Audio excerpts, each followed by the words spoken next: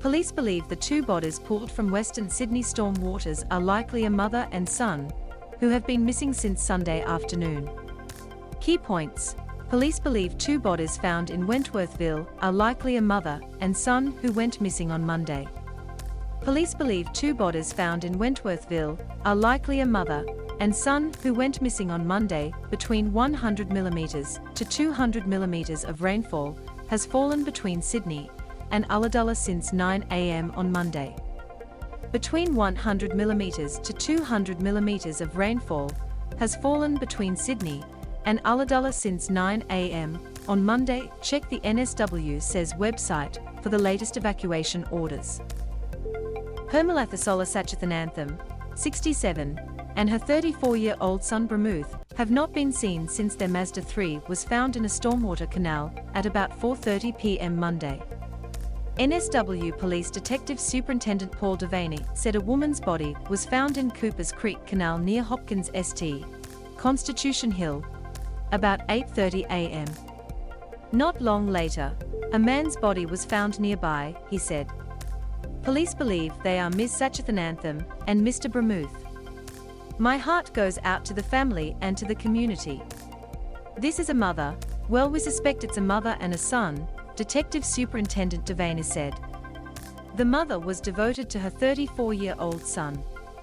It is just a tragedy for all involved. The mother and son have been missing since Monday afternoon. He urged drivers to be careful in wet weather conditions. This is a timely and tragic reminder of the need to limit non-essential travel during these weather conditions, he said. The canal where the vehicle was located rose this morning from ankle deep to above neck height in a matter of minutes. Please don't put yourself or emergency services at risk. If it is flooded, please don't go through the water. Forget it. Premier Dominic Perrottet also paid tribute to the family. Our thoughts and prayers and hearts go out to their friends and their family and loved ones at this difficult time, he said. A crime scene with detectives and emergency services has been set up at the end of Hopkins Street, with an investigation underway into how the car came to be in the canal. A Mazda 3 was found in a stormwater canal. M to mute, left and right arrows to seek, up and down arrows for volume. Watch 1 minute 12 seconds 1 minute and 12 seconds drone footage shows destruction in flood-ravaged Sydney. Northern beaches on alert.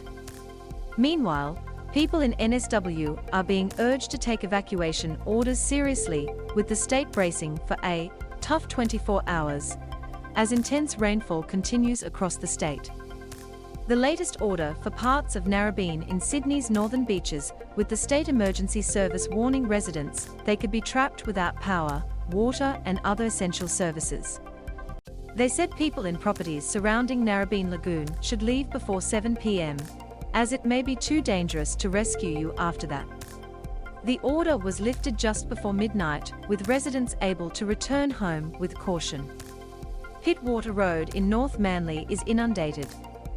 Earlier, an evacuation warning was issued for areas around Manly Dam after it started to overflow. About 2,000 people are impacted.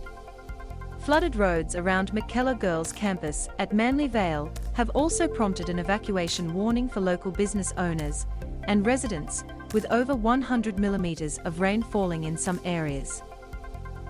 Northern Beaches Council has notified on social media that the Freshwater SLSC and the Seaforth Village Community Centre, in the Seaforth Town Centre, are open for people seeking shelter. More than 10 evacuation orders are currently in place for the Sydney metropolitan area, including Camden, Mulgoa and Mulgrave, and Illawarra and the South Coast. Parts of Scone on alert.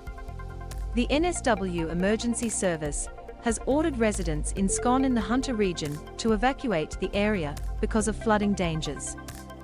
The SES says rapidly rising floodwaters require immediate evacuation away from the Kingdon Ponds.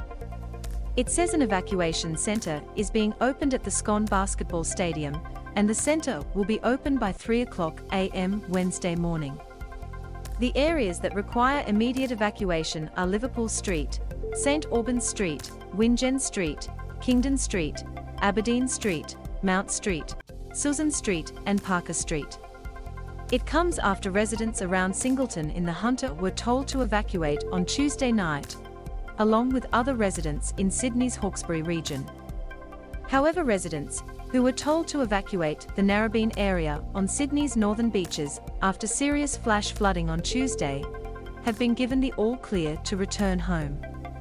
While the rain has eased across the state, the Weather Bureau is warning that the flood emergency is not over, and wild winds will also potentially create havoc today, especially along the coast. Devastating week. The rain will get worse through southern areas of the state on Tuesday, according to the Bureau of Meteorology's Dean Narramore, with a further 50 to 150 millimeters expected in already drenched areas.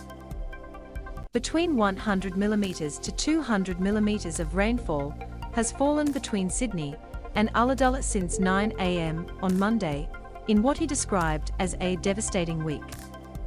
Rain still smashing the Hawkesbury, Nepean Valley, and including large areas of the Illawarra, extending all the way down to the south coast. It's a tough 24 hours, or even 48 hours ahead. We saw widespread heavy rainfall, and in some areas, intense life-threatening rainfall that brought devastating flash flooding to some suburbs, particularly around the Canterbury and Liverpool area, Mr. Narramore said. M to mute, left and right arrows to seek, up and down arrows for volume. Watch 33 seconds 33s heavy rainfall and flooding hitting Collaroy.